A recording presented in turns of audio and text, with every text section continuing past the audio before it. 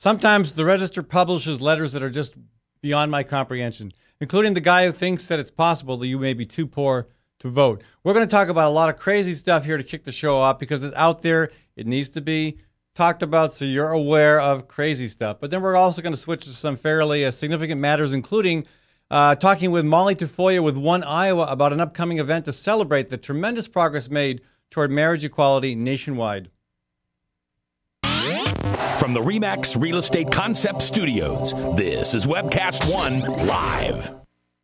Ed Fallon here, folks. Gateway Market and Cafe is your locally owned source for specialty groceries. Enjoy chef-crafted, prepared foods, artisan baked goods, organic produce, specialty cheeses, and hand-selected wines and craft beer. Visit the lively cafe for breakfast, lunch, or dinner 7 days a week. Gateway Market is centrally located on the corner of Martin Luther King Jr. Parkway and Woodland Ave. Stop by or visit www.gatewaymarket.com for more details. That's Gateway Market, folks. Good food, great community. Times are tough, and most people are just trying to make their cars last a little bit longer. That's why you should know about Sargent's Garage in Des Moines. You can trust Sargent's to make the right diagnosis and give you a fair price. Whether it's a routine oil change or a major repair, Sargent's always does outstanding work. So don't give up on that old car just yet. Call Sargent's Garage at 246-8149. That's 246-8149 for Sargent's Garage. This moment of silence brought to you by Tally's Restaurant Bar and Catering, home of Des Moines' premier rooftop dining experience. Located in the heart of Beaverdale, Tally's offers speedy and affordable rooftop lunch, catering for events both large and small, innovative cuisine, as well as vegetarian and gluten-free menus. Come to Tally's for live music, dry-aged steaks, Sunday brunch, and all-you-can-eat ribs every Monday night. Tally's Restaurant Bar and Catering at 2712 Beaver Avenue. Call 279-2067. That's 279-2067. From the RE/MAX Real Estate Concept Studios, this is Webcast One Live.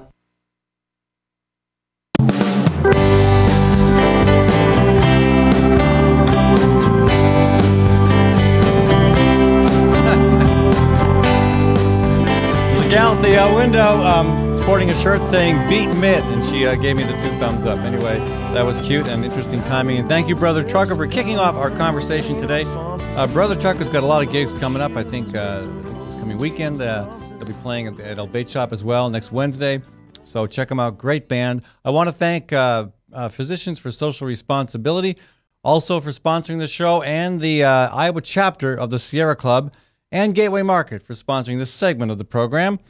Later in the show, Molly Tafoya with One Iowa will be joining us, but we got a lot of bits and pieces, odds and ends, ornery people to talk about today. I want to start with, and it includes a fascinating letter to the editor, and also my thoughts on the Pope's embracing an important new issue, Latin. Okay, so all this talk about two Americas, it's the red states and the blue states, and we're all so divided, and we're just going to break off into two separate countries. And you look at the map, and maybe you've seen the map broken up by counties across the country. How do you hold this thing? There we go. I have to respond to the opposite of what I want to do naturally here. So, you look at that and you think, okay, so that's how it looks by counties. And then you look down here and you see how it looks by states. And people, based on that, think, okay, well, maybe that whole southern and north, mostly southern area would secede and become its own country. And that is just so much silly talk because even in states that might have voted for Mitt Romney or in states that might have voted overwhelmingly for Barack Obama, you've got significant chunks of people who feel differently. It's not a state-by-state thing, and even as this map might want to, bring it a little bit, smaller units, it's not county by county, it's not city by city, it's household by household. People are divided, and you know what? That's the nature of politics. Actually, it's the nature of most human activity. We don't always agree. If we did, it would be really boring. I mean, what good would I do without Frank to call and bother me once in a while? So, I think this whole talk of two Americas and the country on the brink of I mean, I know that's being overstated, but there are people who are taking this very seriously. That we've got to secede from the Union. And it's some fascinating stuff out there. As of this weekend, there were 15 states. There's one website I'm not familiar with, Examiner, but it seems like it's a bit out there. 15 states, including Texas, have filed a petition to secede from the United States. I'm thinking, oh my gosh, the state has actually put forth this petition. It's official. The governor's on board. Well, no, actually, it's not. The governor is on board. It's not even most people. In Texas, in fact, which is one of the states where the most significant percentage of people, the significant number of petition signers, it's only 0.06% of the population. It's a tiny fraction of the 25 million inhabitants of Texas. In Louisiana, yeah, a little bit higher, but still, we're not even talking close to 1% in any state. Now, interesting. Again, you'd think that, well, these red states in the South are the ones wanting to secede. Well, also on the list of states filing petitions to secede from the Union, New Jersey and New York. I presume that's because of angry hurricane victims who don't feel they're getting as much government as they want. So I don't know how that if they all decide to come together, how you draw the boundaries. This would take some amazing gerrymandering. So maybe we should let the Texas Attorney General or the Texas Secretary of State and Legislature decide how to make these boundaries that include the South and New Jersey and New York. But wait, there's more. There's Colorado, Oregon, Montana, Indiana, North Dakota. All these states are filing petitions to secede from the Union. Basically what it is a few wacky people who are disgruntled, and it's probably not hurricane victims. It's probably the really, really wacky people. Like the wacky people I'm about to show you in this cartoon, which I think really sums it up really, really well. If Maddie would go to that. This is a cartoon by Horsey. Horsey, what's his first name? David, maybe? Yeah, David Horsey. And I always like his stuff. I think this one kind of nails it pretty well. I'm getting it up. Just one moment. We're getting it. Or maybe we're not getting it. All right. Anyway, we're going to keep talking here, folks. The point is, you just fuel the fire of this crazy talk when people get all bent out of shape about blue states, red states, divided country. And there's no doubt that partisanship is worse than it ever has been. And I think that's largely the cause of money. Money has become so influential in politics, both in campaigns and in the actual process of making policy, that in order to gain an advantage, you spend more and more money, and so you have more. Because you have more to spend, you get more vitriolic. You run more campaign ads. They're more negative, And here in Central Iowa, we saw out of 435 congressional races nationwide. I can't remember. It might have been Politico. I can't remember which news entity referred to the Boswell-Latham race as the, quote, least edifying congressional campaign in the country. Again, phenomenally negative, embarrassingly negative. And that's allowed with money. And we're going to talk more about that issue this week as well, because it's not going away. We're going to have Kramer Lucky with us again tomorrow to talk about a new report on money in politics. But I think that's the crux of the problem. And I think you distract people from the real conversation when you start talking about these vast gulfs of differences of viewpoint. And yeah, there are crazies. There are crazies on the left as well. Okay, I know a few. Some of them like me. I like some of them. But, they're not the political mainstream. We know that. And there are crazies on the right. I think there are more crazies. Actually, yes, there are absolutely more crazies on the right than on the left. And they have learned how to achieve some political power. And I would show you this cartoon if we think it's possible, Maddie. Well, it's sideways. Can you read sideways? I'll show you. There it is. All right, folks. Everybody turn your heads a little bit to the side here. And you will see that this cartoon shows a crazy, wild-eyed Tea Party woman saying, election, who cares? No compromise. And a guy holding what I think is probably a King James version of the Bible says, after all, Obama is still a Muslim. And then the Republican Party elephant, symbolized by the elephant, saying, please, go away. And I think there are plenty within the Republican Party that actually want that to happen, that want the crazy talk on the right to go away. But these are the people who may be filing those petitions to secede from the Union right now. Okay, and Maddie, do we have a few more photos to share? Well, we have that website. Let's try it. Folks, we're going to take a shot at this. This is a website that I just got a total kick out of. White people mourning Romney. the most devastating day. And these are all pictures that are real, of course. But I'm assuming that most of these people really aren't the white secessionist types that you might envision. But the photos are great. They tied into this reality. It's pretty funny. So if we can, Maddie, we'll scroll through these. My computer froze. Okay, we're not doing it. Computer problem. Sorry, folks. Imagine a bunch of very, very sad-looking white people mourning Romney's loss. The bottom line is, there are people who do support, who are racist, obviously. And I would say, again, I make it really clear: the Republican Party is not a racist party. But if you are racist, that's probably the party you belong to, unless it's one of the third parties. Probably the most radical fringe parties that don't even get any recognition. And maybe you are talking about seceding because a black man got reelected president. Maybe you don't like things that government does that you feel are taking away your right to live in poverty or have no health insurance. So that's out there, but let's stop fueling that with all this red blue state talk, which again, that's in the mainstream media. People are talking about that all the time. I personally am growing weary of it. Okay, so speaking of Republicans, it makes sense. Chris Rance and I served in the State House together. We actually got elected the same year. He went on to become Speaker. I went on to become a gadfly. Actually, Chris, I got you beat on one account. We both ran for governor, and I did better than you did. Anyway, but we always respect. I think he respects me. I know I respect him. He's very bright. We disagree most of the time. I probably thought, if I agree with Chris once or twice in my lifetime, that would be an accomplishment. But I find myself agreeing with him multiple times this year on different issues. But I agreed with him very strongly a couple months ago when he wrote an editorial about the marriage equality issue, which again he's an opponent of marriage equality, but he was trying to carve some sense into the conversation about the constitutional angles on it. So you have Bob Vanderplatz, of course, who will not go away. Well, actually, Bob will go away. He will be dragged off the public stage, kicking and screaming, by the traditional cane. Only this time, hauled by a gay or lesbian couple or other reasonable people who see the writing on the wall, who know where this issue is going. Because again, Vanderplatz was successful 2 years ago at riling public opinion enough to defeat 3 Iowa Supreme Court justices who supported the unanimous ruling on marriage equality. He was unsuccessful in doing the same thing this past week with David Wiggins. And again, it shows that there is a different direction in this country, that people are starting to understand, this is not an issue.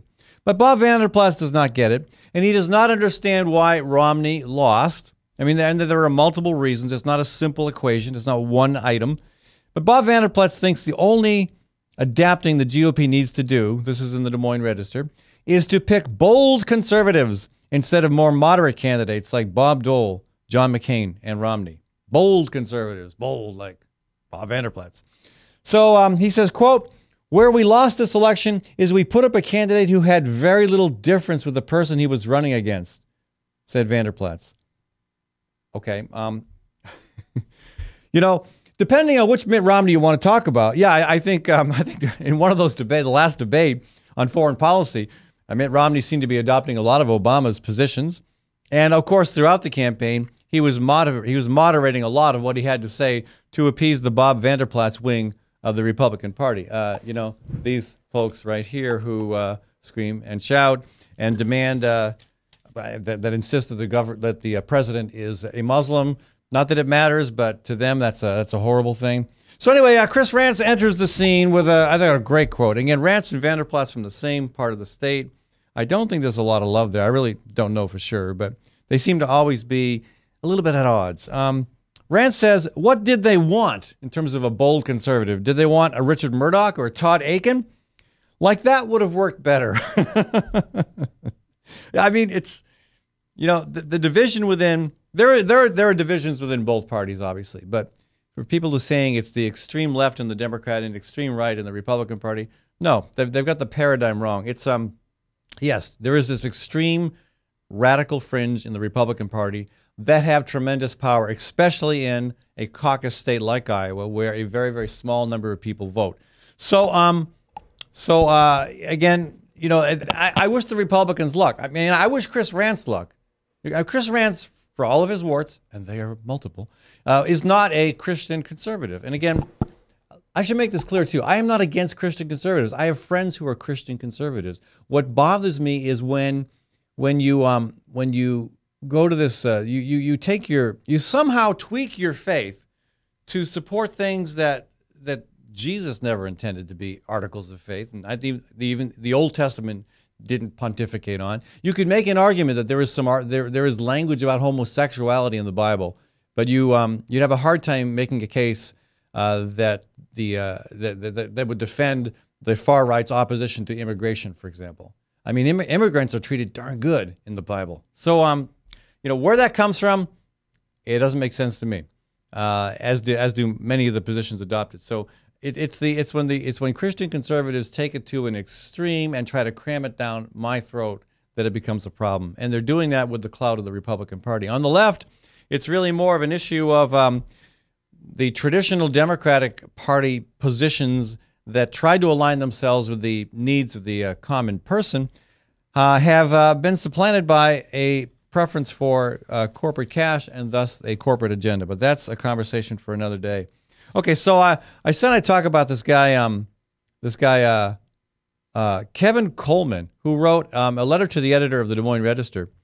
I got to share this with you, but first I keep forgetting to open up the phone lines 244-0077, 244-0077, or if you are calling long distance, 855-244-0077. Let me share this with you real quick, though. This is Kevin Coleman. How about this? Want to vote? Get a job. This is a new form of voter suppression, apparently. He says, put me in charge of food stamps. I'd get rid of food stamp cards. No cash for ding-dongs or ho-hos, just money for 50-pound bags of rice, beans, cheese, and powdered milk. Okay. He wants to be in charge of Medicaid, too. The first thing he'd do is get women Norplant birth control implants or tubal ligations. Then we'll test recipients for drugs, alcohol, and nicotine. And if you want to reproduce or use drugs, alcohol, or smoke, then get a job. All right, I hope this guy runs for office someday, just for the talk show value. He wants to be in charge of government housing. If you don't keep your property clean, you'll be thrown out. Your home will be subject to inspection anytime, and possessions will be inventoried. Okay, so I suppose he's okay with, since we give out, farm subsidies too, to creating an inventory of all the equipment that a farmer owns and inspecting their grain bins at any time. You will either present a check stub from a job each week, or will report to a government job. Ah, this is good. So maybe we should demand the same thing of the Egyptian fertilizer company and all the other corporations that get public handouts. Before you write that I've violated someone's right, realize that all of the above is voluntary. Okay, and so are the corporate subsidies, farm subsidies. Maybe we should tell Kevin next time he drives on an Iowa highway, we have the right to stop him and search his car. And I mean, just this guy would like a government that Adolf Hitler would be proud of. Okay, this is scary, scary stuff. I don't mind him appearing in the Register. I mean, they have a right to print people who are off the charts. It reminds us that there are sane conversations to be had by people who are much more reasonable. And the conclusion, while you are on government subsistence, and the Register did not catch that. I think he means subsidies, but he wrote subsistence. You no longer can vote. If you want to vote, then get a job. So how's that for toughening up a voter ID law? You have to not only present your driver's license, but you have to present evidence of a job in order to be allowed to vote. Okay, 244-0077. Let's go to Carla. Hello, Carla. Hi, Ed. How are you doing today? Good. I am appalled by this letter to the editor by Kevin Coleman as well as you. And I have seen quite a few that I think, where are these people coming from? They can't be Iowans. But I think a lot of this divisiveness, which is kind of the new buzzword that has hit the country, which I consider mostly part of the Tea Party and the Christian Coalition, as do I, and the gullibility of those susceptible to these these commercially based interests. I don't think a lot of and as you referred to it, money. I don't think a lot of these new Republicans are aware that a lot of their opinions to join the bandwagon are funded through this Christian Coalition or Tea Party elitists. Well, it's a good point, because a lot of the money that goes to through those organizations to fund this kind of dialogue, this rhetoric, this messaging, let me call it this propaganda, is from corporate interests that want to maintain that division. They benefit when America is divided. Yes, and I think a lot of this started when Obama won in 2008. It fired up a new Republican. The old school Republicans I had no problem with. They behaved well. I don't care whether a person is a Democrat or Republican. That used to mean they just had a difference of opinion, and they did not behave badly and rudely and publish letters to the editor saying such craziness. I don't mind. I don't mind having. I think having a healthy debate between, Democratic ideas and Republican ideas. I would like to expand it to include libertarian and green and constitutional party ideas. I think having as many elements of a conversation as possible, it's healthy. It's good. Sometimes it can be a distraction. It can take more time. But in the end, I think the dialogue is healthy for democracy and for good policy. Well, it certainly used to be. And it used to be the way the system worked. But since Obama came in, it scared the heck out of largely the middle to upper class white male who kind of feels his effectiveness eroding, and they're mad. They're mad that the demographics of the country has changed. But I have a hard time. It's sad to me to see that demographic, of which I am a member. Middle age, sometimes angry, white male. But I don't buy into the divisiveness. That's not that may be who I am on one level, but I'm many other things. I begin to list all the different things that I call myself. A gardener, a biker, a parent, a homeowner. There's so many different things that you can call yourself, that you identify with. Why get so bent on the fact that you are white and you are male and you are angry and that your numbers are declining? That doesn't mean the nation is declining. It means it's changing. And that change, I think it's good. Whether you think it's good or bad, it's happening. It's inevitable. Embrace it. Deal with it. Yes, I think that this side of the new Republican, of which not a lot of the real Republicans are a member of this sect, they're just too commercially gullible, and they follow this 49% comment that Romney won, that I do think helped in his demise. It's just kind of scary. It's just kind of scary, and no, not all white males feel threatened that women are coming up through the glass ceiling, and there's a lot more minorities who have a voice. And I just basically my comment was that the old school Republican wasn't bad. I do believe in dialogue, but it's not dialogue anymore. Yeah. Well, hopefully that'll change again. I mean, again, I think the key point here, Carla, that you made very well, is that the money behind the machine that churns out the rhetoric that is poisoning people's vision on this is from sources that do not have us in mind, that do not care about our well-being. They're interested in profits. And I don't mind people making money. I don't mind a business being profitable. What bothers me is when they do it to an extent that is obscene and extreme and compromises the comfort and health and well-being of the rest of us. That's what bothers me, and that is where, as you pointed out, the money's coming from. Yes, and the only last thing I wanted to add, I might be having a senior moment here, is one issue voting. People have voted for Romney or maybe even Obama because on an issue that only concerns themselves. and and I have known several. So we've got two things against us in this country. Yeah. And that happens, unfortunately, and you see that on the left and on the right. Yes. And I saw it recently in Lee County. I mean, Lee County residents, if you polled Lee County residents about corporate welfare, they'd probably be against it. But when it came to landing a fertilizer plant, the local labor union was all over it because it meant 165 new jobs. Well, that's a poor reason to support something. You've got to look beyond your own narrow interests to the bigger picture. That's exactly what I mean by yes. And you have a good day, Ed. Thanks, Carla. Thank you. All right. Bye. Got to run to a break here, folks. I want to take a second to thank Gateway Market and Cafe at 20th and Woodland in the Sherman Hill neighborhood of downtown Des Moines. I will be stopping there after my show because I've got some groceries to get, and they've got plenty of good getting to get. They've got, again, a full line of groceries, cheese, wine, meat, potatoes, vegetables. I bought basil pesto there the other day, and I found some excellent chicken bouillon. But they've also got a cafe for breakfast, lunch, supper, and a catering service. You should check them out, folks.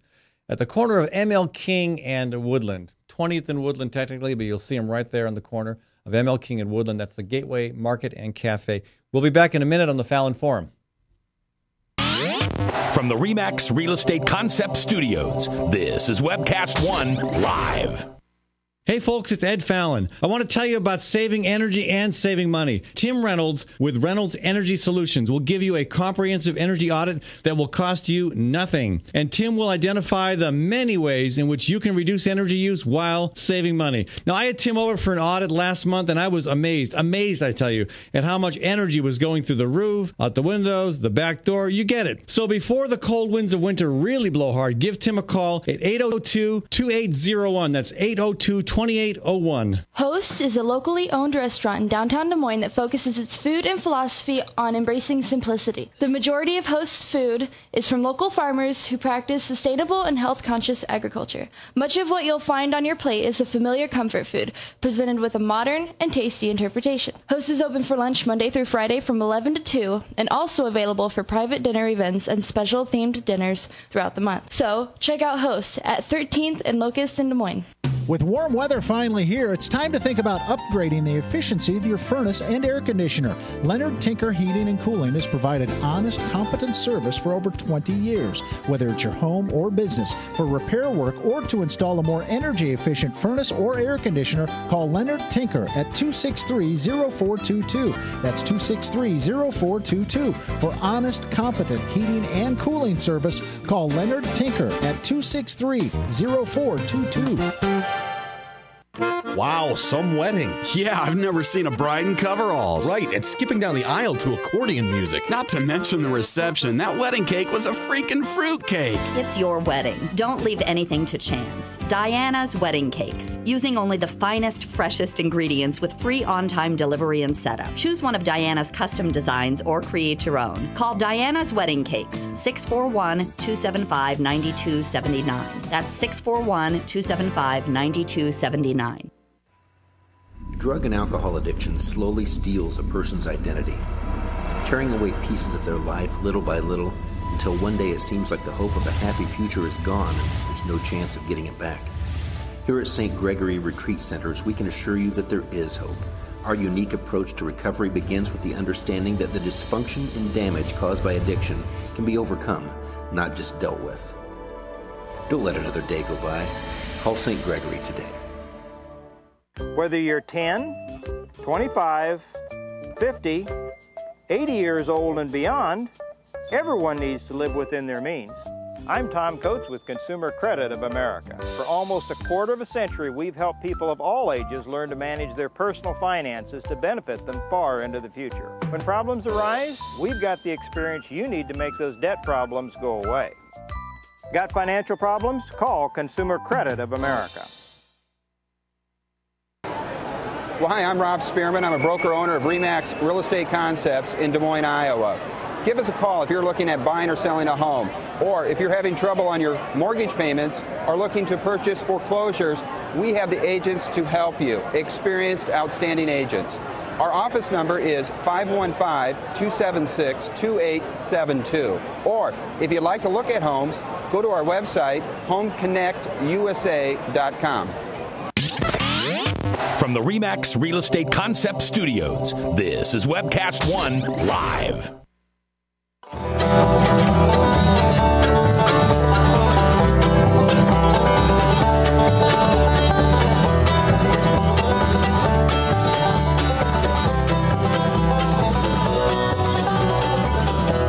That is Brother Trucker bringing us back to our conversation. Thank you, Brother Trucker, and thank you, Reynolds Energy Solutions, for supporting this segment of the program.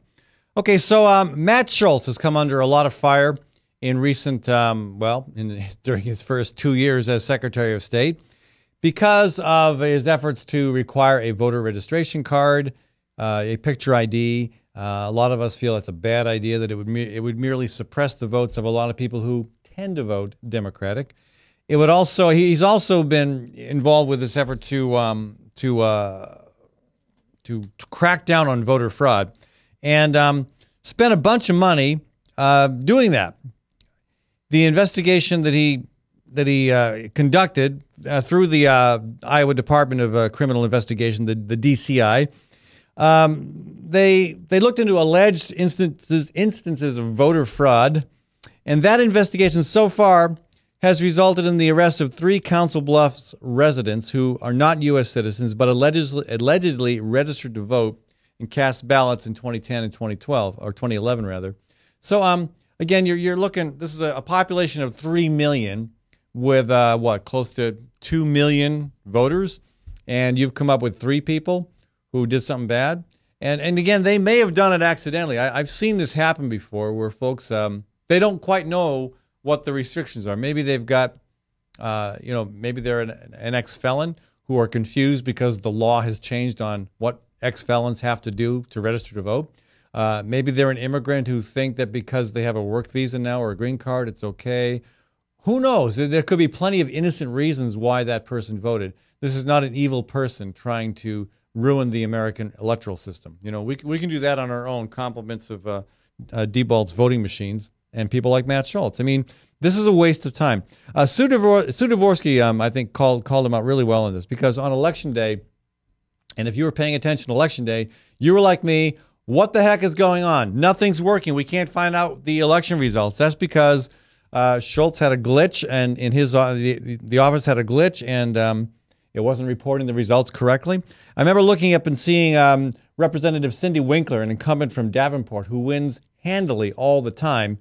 She was losing badly with 22% of the vote. Okay, something is wrong when your incumbent, who always wins, is suddenly registering 22% of the vote. So, so again, it wasn't just that it wasn't reporting things at all, but when they finally found ways of getting the information out there through an alternative system, and even though that alternative system was always running late, it was also running inaccurate in some cases. So this is it's inexcusable.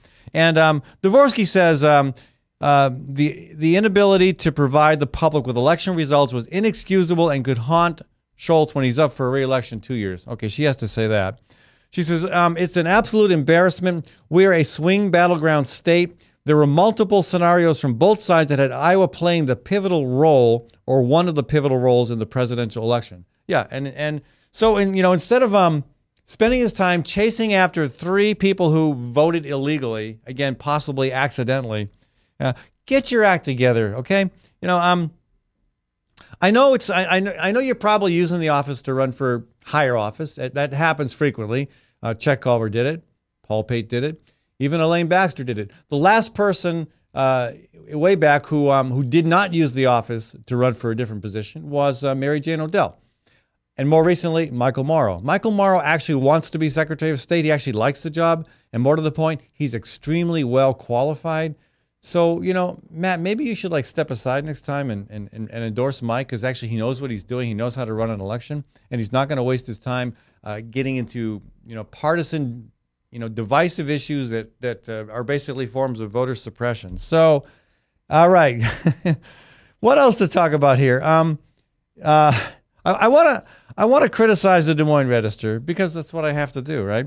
They have this roses and thistles things they give out, okay? And I've been the recipient of both roses and thistles in the Des Moines Register.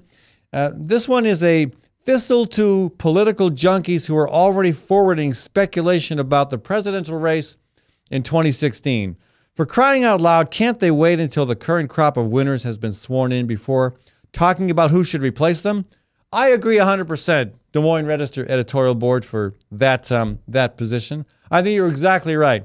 The problem with this is elsewhere in the paper, the very, very same day, was a vast 2-page spread that the Register's news staff put together speculating on who was going to run in 2016.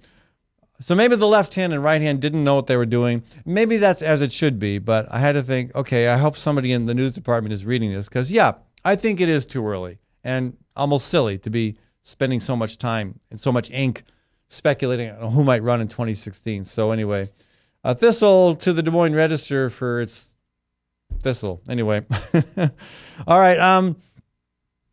I found this amusing. You know, as a man raised Catholic, 12 years of Catholic school, I somehow managed to avoid having to learn Latin. I think it was quite an effort. I can't remember how I pulled that off, but even though I never learned Latin, I appreciate Latin as something you should know a little bit about to understand English better, but more importantly, to be able to understand some of the wonderful Mediterranean languages that we all ought to learn: French, Spanish, maybe Italian, maybe even Greece.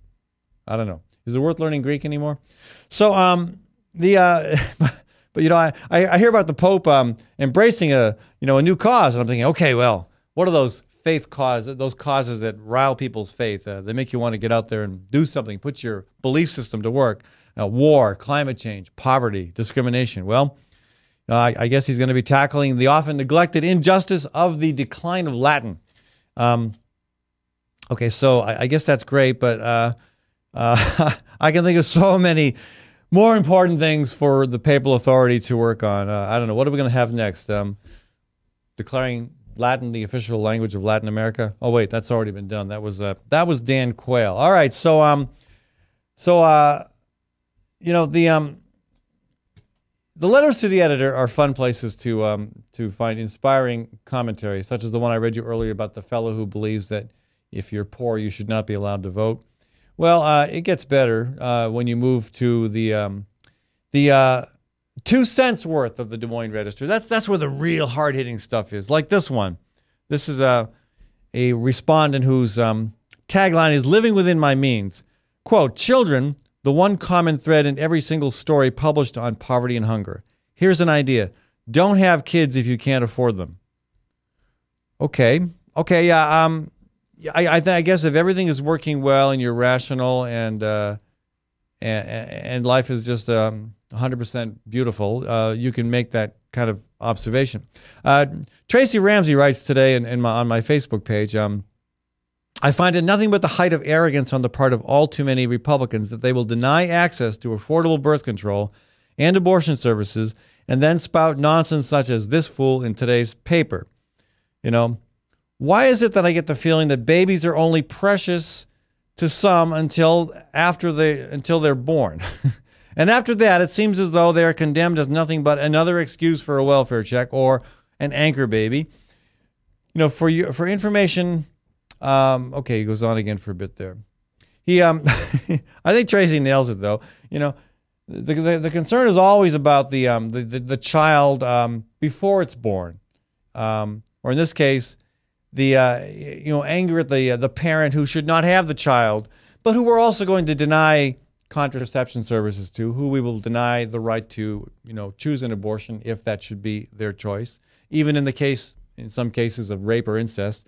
So again, I'm thinking, yeah, I'm glad the Register has this 2 cents worth piece because it does give you a window into the minds of how some people think. And in this case, thinking really, really poorly. Okay, so we're going to move on from the odd and the ornery, as I've labeled this conversation this morning. We're going to move on to a conversation about marriage equality and all the other fantastic things that happen nationwide on Election Day on that issue, and specifically want to talk with Molly Tafoya about the Sweet Equality event coming up. And I want to give you a preview of some of the other stuff we got planned this week. We got some really diverse programming going on this week. We're going to take a short break. I do want to thank Reynolds Energy Solutions for sponsoring this segment of the program. You should have an energy audit done, folks, in my humble opinion, because without it, you will probably spend way more money on your heating bill than you should. And that only lines the pockets of Mid-American and also drains your pockets and increases your carbon footprint, which will look really, really bad when you stand before the pearly gates. So give Tim a call, 802-2801, 802-2801. The coolest thing about this is it is free, does not cost you a penny, and yet will help you save money and identify ways of reducing your energy use. Give him a shout, folks. Tim Reynolds at 802-2801. We'll be back in a minute. From the RE/MAX Real Estate Concept Studios, this is Webcast One Live.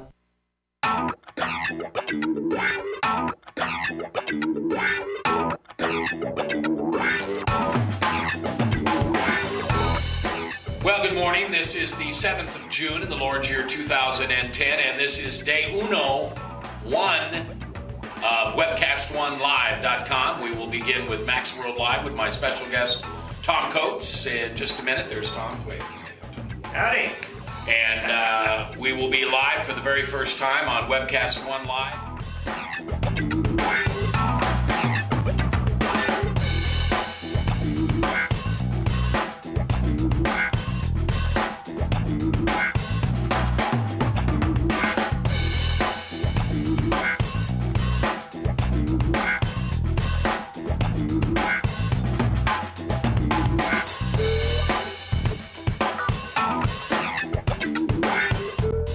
Someday we're going to look back on this and say, gosh, remember that old day in history? Wonder where Walter Cronkite was. He must have been around hanging there too. But actually, it's the beginning of Webcast One Live. And thank you for listening. Thanks, Rob Spearman, and everybody who's put together this project together. And we're ready to go live now. So thanks for listening to MaxWorldLive.com.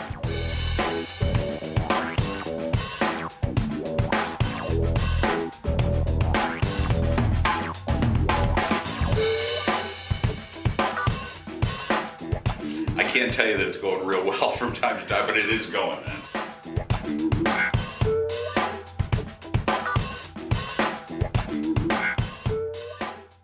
Hi, folks. It's Ed Fallon here. Proof Restaurant at 13th and Locust. You've probably been there for their award-winning, nationally recognized lunch specials. Well, now Proof is open Thursdays and Fridays for supper. And here's where the chefs really get creative. Let me tell you, they're like artists, okay? I've been there, and it is one of the best meals I have had in Des Moines. I've heard that from other people. You got to check it out. Proof for supper, Thursdays and Fridays, and also the second Saturday of the month.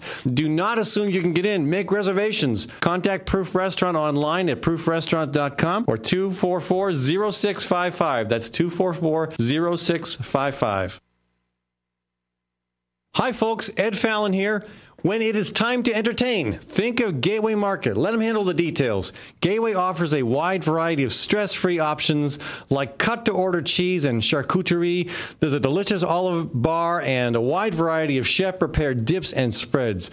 Or let the catering team take care of the entire event, right down to the wine and beer pairings. The expert floral designers can even customize the perfect centerpieces. So stop by or visit Gateway Market for more information. Gateway is at Woodland and ML King in downtown Des Moines. Good food, great entertaining. Nestled in the heart of downtown, Ritual Cafe is one of Des Moines' most unique places, offering a wide variety of coffee and tea. Ritual Cafe also serves the only all-vegetarian menu in town. And Ritual Cafe is a cultural hub for artists and musicians, with a performance stage hosting local, national, and international talent. Make Ritual Cafe a part of your daily ritual. On 13th Street between Locust and Grand in downtown Des Moines. And check out ritualcafe.com. I love driving to Newton to see the races. Me too, but I only have to drive across town. You live in Newton? Yep, Newton's got small town charm and it's close to Des Moines. I love the safe, friendly neighborhoods and family-owned businesses. And Newton's wind energy industry is really taking off. How'd you find your home? Dan Kelly with First Choice Realty. And Dan helped me find my office too. Next time, instead of just speeding by, I'll stop in and check out Newton. Why don't you check out Newton? Call Dan Kelly at 641-521-9260 or Dan Kelly at mchsi.com. From the RE/MAX Real Estate Concept Studios, this is Webcast One Live.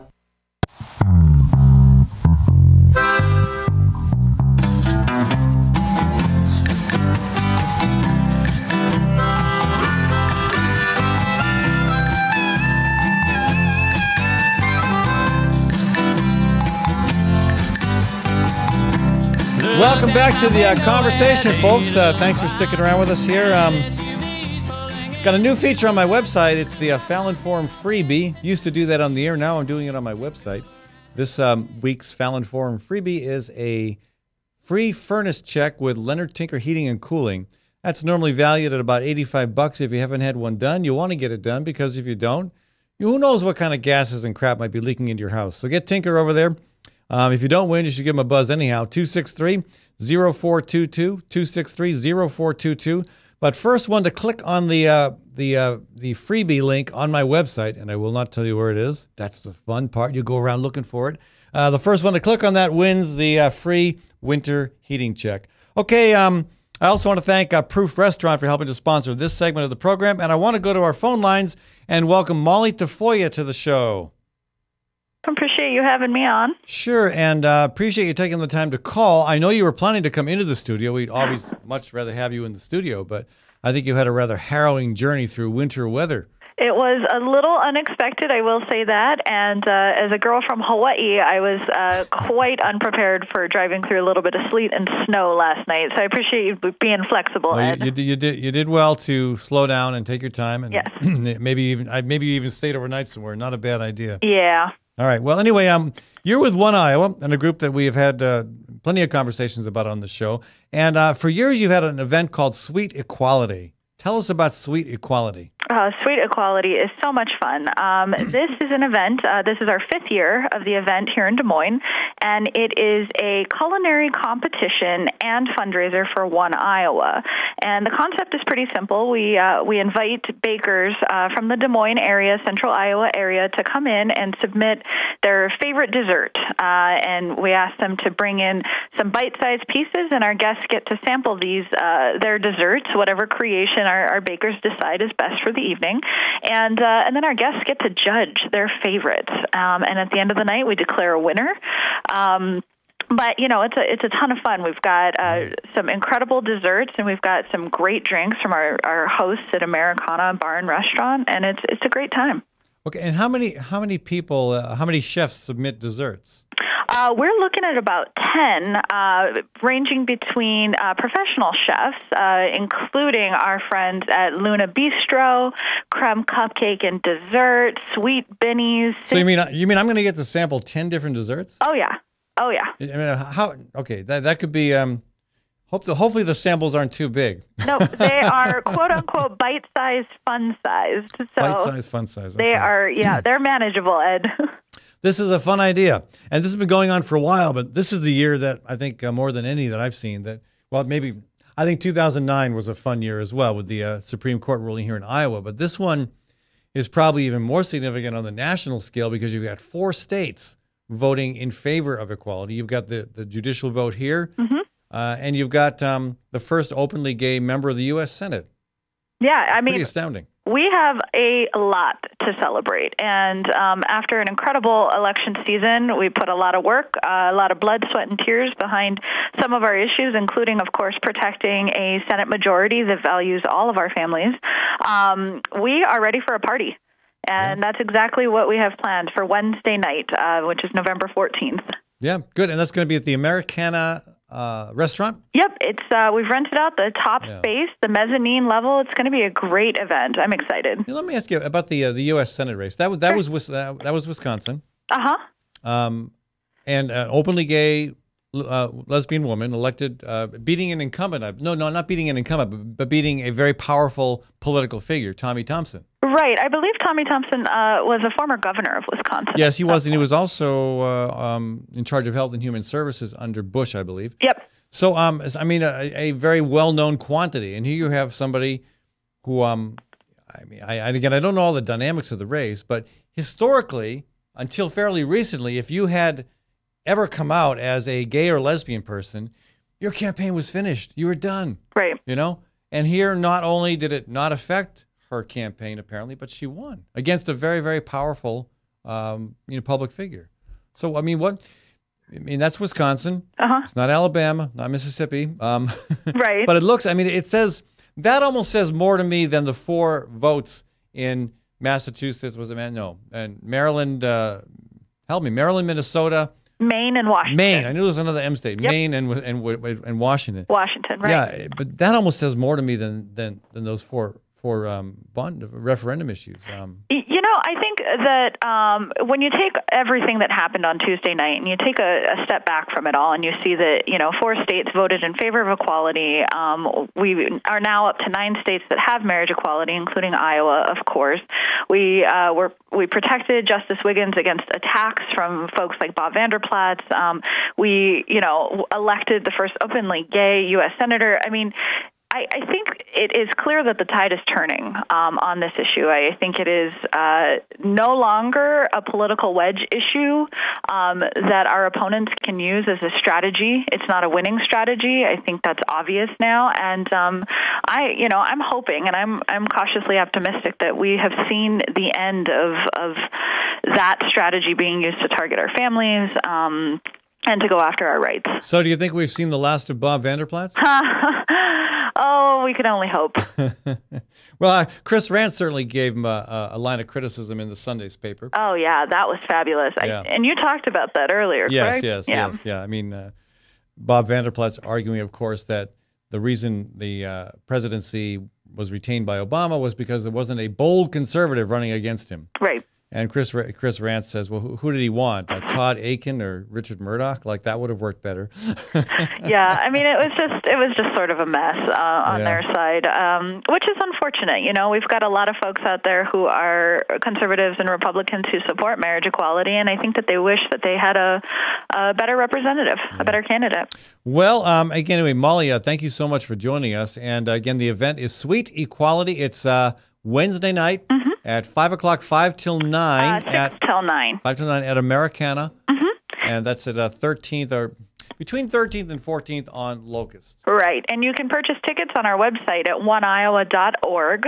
And tickets are $50, I believe? They are. And you get access to bakers, all of their desserts, their fabulous desserts, and you get 2 free drink tickets. So wine and cupcakes to celebrate equality. Yeah, It's a great donation to make to a wonderful organization that's on the cutting edge of progress on this key civil rights issue. But heck, when you get to sample 10 desserts and some wine with it, it's a good event, folks. You should check it out. I will be there. Hopefully I can handle 10 samples of desserts.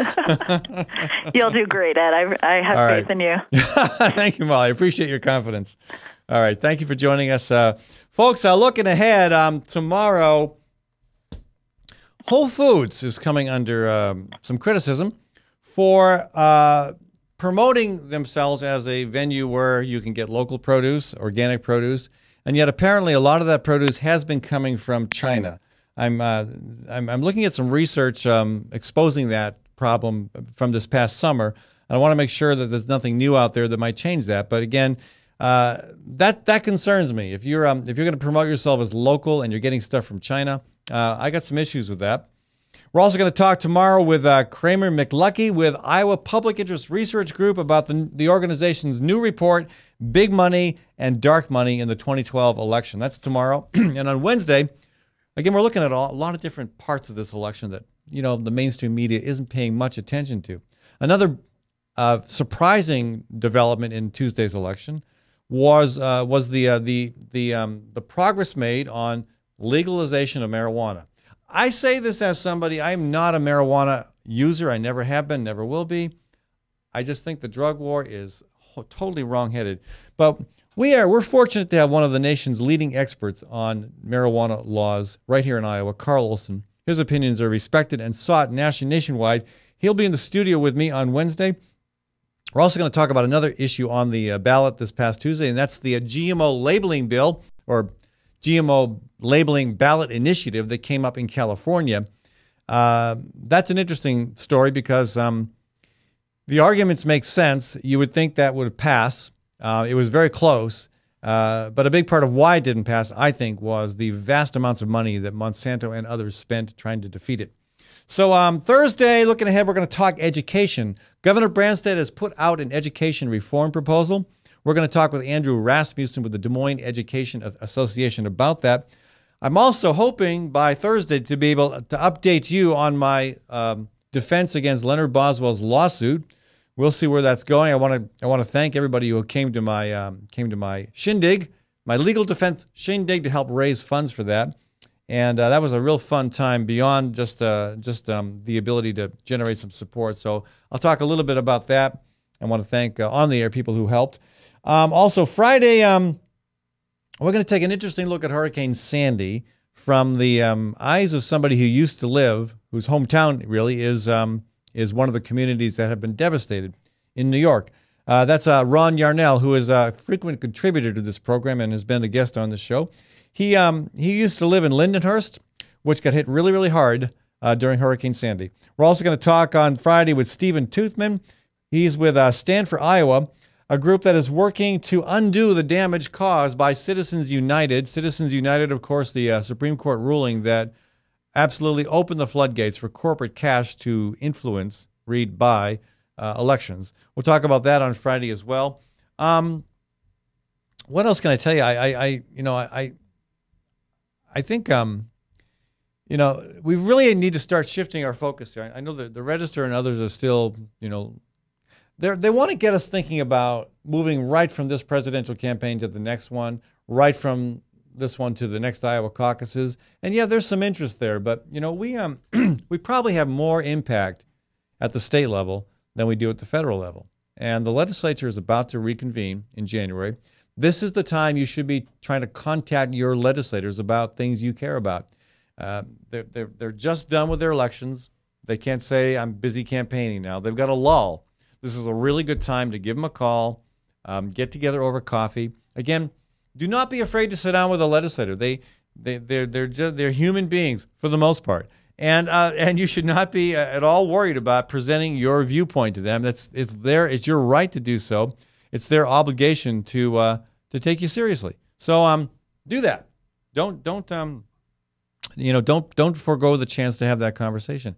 And it's important not to be a pest. If people write me every day, just forwarding, I mean, they end up in my spam account. If you were to call me every day, that would not be appropriate. But if you want to call your legislator every couple, 3 weeks, maybe every, depending on what's happening, if you've got something that you want to talk about, again, try to focus on what's most important to you. Do it, make the contact polite, respectful. Don't do it at 3 in the morning. I did, as a legislator, occasionally get calls at 1, 2, or 3 in the morning. I can guarantee you that constituent did not have their concern taken very seriously. There's no need to do that. So think, be respectful. Assume that they're going to want to talk with you. If they don't, that's another story. And I'm going to try to do my part to help encourage better responsiveness from lawmakers. I'm beginning to keep a log of all my legislative contacts between now and the end of session. And I'm going to try to contact every legislator at least once or twice, partly to invite them on my program, but also to make sure that they consider issues that I'm concerned about. They may not be, and my feeling is that, obviously if it's your senator or rep, they have an automatic, obvious obligation to speak with you, to listen to you, to spend some time hearing what you have to say, and to help you if you've got an issue that's legitimate. Excuse me. If there's somebody else's, if you're in somebody else's district, that does not mean you don't have a right to call that person, especially if that person is on a committee that there's a bill coming before that committee you're concerned about. Yes, you should totally feel you have the right to call somebody on that committee, or somebody who's preparing to vote on a bill that hasn't made their position clear. You have a right to talk to other legislators, not just your own. Obviously, your own are the one that should respond to you immediately and give you the time you need. But even if they're not your own, they still should at least respond to you. So do not be afraid of that. And this is the time to do that. This is a really, really good time to get those issues out there. So I'm going to be formulating some talking points on some of the issues that I feel are really important. we definitely need to make sure we're vigilant on the nuclear power front. Mid-American will want to come back and try to cram that boondoggle down our throats again. It's good business for them. It's really bad for the rest of us. We also, I know that the House Republicans are probably not going to want to do this, but the Senate Democrats should take our concerns about large-scale corporate hog confinement seriously. And we've got to see some action on money in politics. We can't keep going forward without any restrictions on the size and scope of donations here in state races in Iowa. So those are some things to think about. You probably got your own agenda items as well. Do not be afraid to talk to your lawmakers. So, folks, stick around for Bradshaw at 1:30. I want to thank Proof Restaurant for helping to sponsor this segment of the program and remind you, folks, that Wednesday and Thursday in particular, check out Proof Restaurant for dinner. Again, a fantastic meal.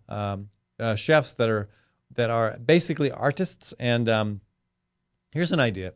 You can go to Proof for dinner on Wednesday and then head on over to the Americana restaurant for the Sweeter Quality event. How's that for combining two great food venues in one evening for two great causes as well? So check out Proof, folks. They're at 13th and Locust, not just open for lunch anymore, but for dinner. And in particular, Wednesday and Thursday are nights they're hoping to draw more traffic.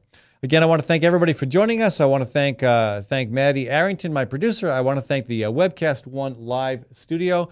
I want to thank my bike. I've been kind of ignoring my bike in the studio all this time. Yes, you have. I'm sorry.